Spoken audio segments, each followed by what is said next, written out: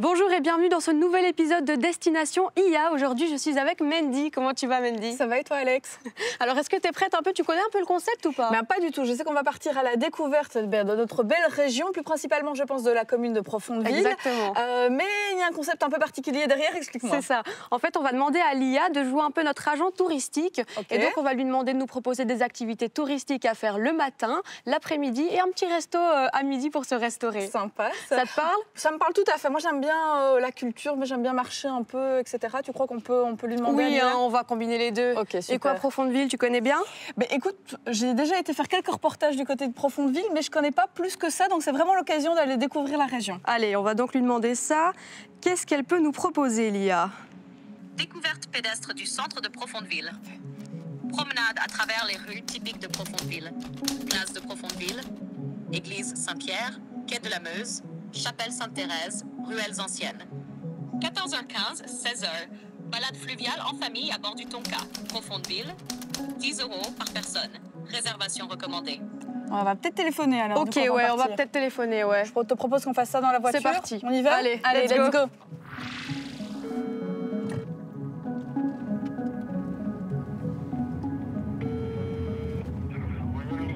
Oui, bonjour. Mandy Simidon à l'appareil. Je vous téléphone parce que j'ai vu cette activité sur Internet et je me demandais un peu s'il était possible de faire une petite visite aujourd'hui après-midi.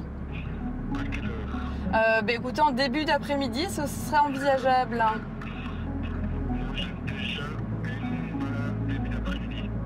D'accord. C'est-à-dire à quelle heure?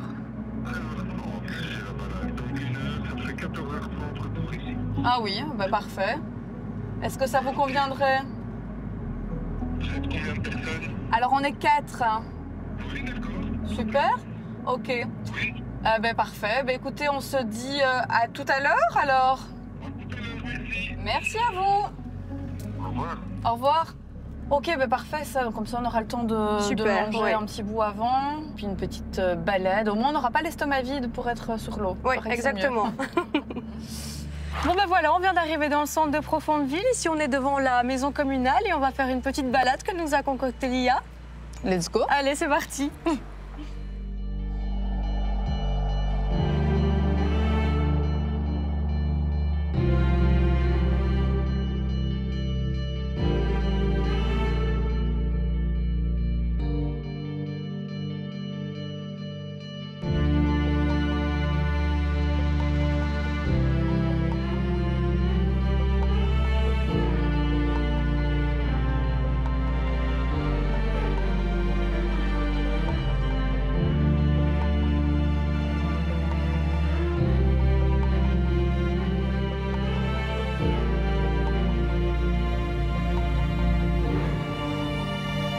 Quitte à faire du tourisme avec l'IA, moi je te propose peut-être c'est qu'on pose la question de savoir quelle est l'histoire de ce lieu, l'église, et peut-être de Profondeville aussi, on peut faire. Très bonne idée.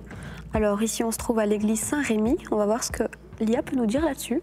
L'église Saint-Remy de Profondeville est un édifice religieux de style néo-gothique construit en 1887. Son architecture s'inspire directement de l'abbatiale de Maretsus, avec une structure imposante en pierre grise, une tour carrée occidentale, un vaisseau à 3 nefs, un large transept et un chœur à chevet plat. Elle constitue un repère patrimonial majeur au cœur du village, à proximité immédiate de la Meuse. L'église dépend du diocèse de Namur et fait partie de l'unité pastorale Saint-Jacques de Profondeville. Et sinon sur Profondeville, tu crois qu'elle peut nous donner quelques infos? Oui, alors, Profondeville. Profondeville tire son nom du latin Profunda Villa, qui signifie village situé dans une vallée profonde, en lien avec sa position encaissée dans la vallée de la Meuse. Le site est habité depuis l'Antiquité, avec des traces de présence gauloise et romaine. Au fil des siècles, le village s'est développé le long du fleuve, devenant un lieu de passage et de commerce. Il conserve aujourd'hui des ruelles anciennes, un riche patrimoine naturel et plusieurs panoramas connus comme le belvédère des Sept Meuses. En 1967, Profondeville a fusionné avec 6 autres villages, Arbre, Bois-de-Villers, Lèves, Lustin, Rivière et une partie de Floreffe, formant la commune actuelle. Aujourd'hui, c'est un endroit paisible et prisé pour la randonnée, le tourisme fluvial et les balades en nature. Et bien voilà, ça fait quand même quelques infos intéressantes. Ouais, c'est Alors je ne sympa sais à pas si savoir. tout est vraiment exact, mais en tout cas, ça fait une bonne base pour avoir quelques Exactement. connaissances C'est un bon sur, résumé. sur la commune. On continue? Allez.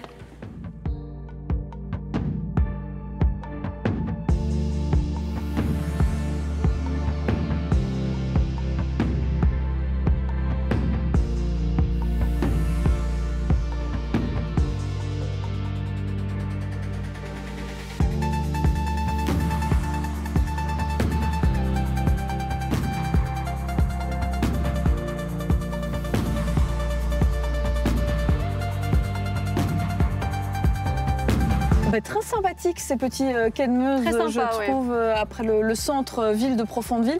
Il y avait encore un arrêt, je pense. C'est non ça, c'est la chapelle Notre-Dame de Covis. On va regarder où est-ce qu'elle se trouve parce qu'on l'a pas vraiment vue J'ai pas vu de ici, chapelle, non, en effet. Ah ouais, 10 minutes en voiture quand même, c'est pas tout près. Ouais, non, à pied, ça va pas trop le faire. Surtout qu'on n'a pas la journée, enfin si, mais pas que pour faire ça. Je te propose, comme les quais sont assez jolis, qu'on a du beau temps, on peut continuer peut-être à se Allez, on va balader faire un ça. petit peu. Allez, Allez. let's go.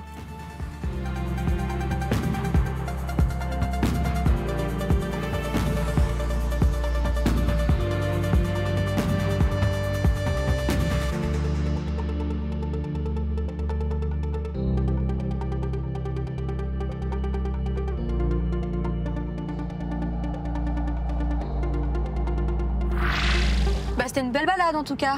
Très sympa le centre-ville de Profondeville, je connaissais pas, mais très mignon en tout Ouais, cas. franchement, c'est un bel endroit à faire. Bon, maintenant c'est à creuser, on va aller manger. Ouais, c'est sûr. Ça En te plus, tente on va aller voir un petit resto avec une vue, c'est bien ça, non? Ouais, on va se régaler les Ouais. yeux comme ça. Allez, let's go.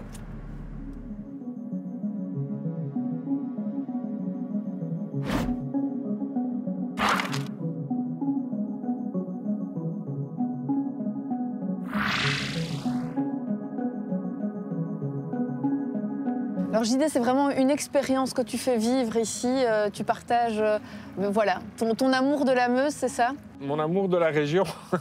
Et du coup, tu vas nous faire découvrir la région, nous faire découvrir Profondeville au fil de la Meuse. On a vu quelques belles bâtisses. Ici, c'est vraiment caractéristique aussi de la vallée mosane. Oui, tout à fait. Ben oui, les villas mosanes, que ce soit on va dire de Givet, même au-delà, jusque Maastricht et au-delà en Hollande, c'est vraiment des maisons qui sont propres à la vallée, mais pas que à la vallée, puisque c'est une architecture qu'on retrouve sur la côte d'Opale, en Normandie, jusque Deauville, par exemple. Chez nous, jusque Knock et ses beaux quartiers. Et ici, il y en a une particulière, tu me disais, une qui vient de Suisse. Explique-nous un peu. Ah ben oui, le chalet suisse, nous on appelle communément dans la région le chalet suisse, qui était initialement construit à Bruxelles par la Suisse comme pavillon national pour l'expo universelle belge de la fin du 19e, donc 1890 quelques à Bruxelles, et qui était racheté par un particulier début du 20e, démonté à Bruxelles et remonté ici à Lucelin. Et alors sur cette balade, en plus des chalets, on peut également apercevoir un mammifère. Il n'est pas très très commun. Pas très commun, ouais. C'est le castor. Le castor qui était là avant nous et qui a été réintroduit au milieu des années 80 en Ardennes et qui a recolonisé tout ce qu'il peut, qui continue à recoloniser. Et je trouve ça très bien qu'il reprenne sa place, comme le faucon pèlerin qui recolonise toute la vallée de la Meuse depuis, je dirais aussi, une petite trentaine d'années. Et sur les rochers de Fresnes derrière moi, chaque année, il y a des naissances de faucons pèlerins. Donc la nature va de mieux en mieux avec les efforts qu'on veut bien consentir. Mais en tout cas, on voit les effets bénéfiques de ce travail, quoi. Et vous n'avez pas fait ça toute votre vie. Ça fait quelques années que vous avez lancé le Tonka, c'est ça? Ouais, c'est la 5e année. C'est suite un accident. Voilà, c'est un accident assez conséquent qui fait que je ne travaille plus. Donc j'ai décidé de développer ça parce que je ne pouvais plus faire de sport nautique, parce que je ne pouvais plus faire de moto. J'étais un adepte de la moto de course. Les médecins m'ont dit, ben non, tu ne pourras plus. Ou il y a des signes qui t'ont montré que tu ne peux plus. Ben voilà, donc ayant habité, étant né plutôt, ici à côté, connaissant bien la Meuse, connaissant bien la géologie des carrières qui nous entourent, connaissant un petit peu la faune, connaissant la pêche, puisque j'ai pratiqué la pêche avec des amis. Et on peut dire que désormais, la nature change votre quotidien, vous fait voir la vie autrement? Il n'y a pas que la nature, il y a le bateau. Mais le fait de raconter, le fait de parler, le fait de partager, le fait de faire vivre ça, et tu vas t'en rendre compte, vous allez vous rendre compte, quand vous êtes à terre, vous ne voyez pas notre environnement de la même façon que quand on est à bord, quoi. Donc, pour moi, c'est passionnant. Et justement, vous proposez différents types de balades, c'est ça? Je propose une balade courte. Il y a des gens qui n'ont tout simplement pas les moyens de s'offrir une chouette balade d'1 heure ou plus. Bon, voilà.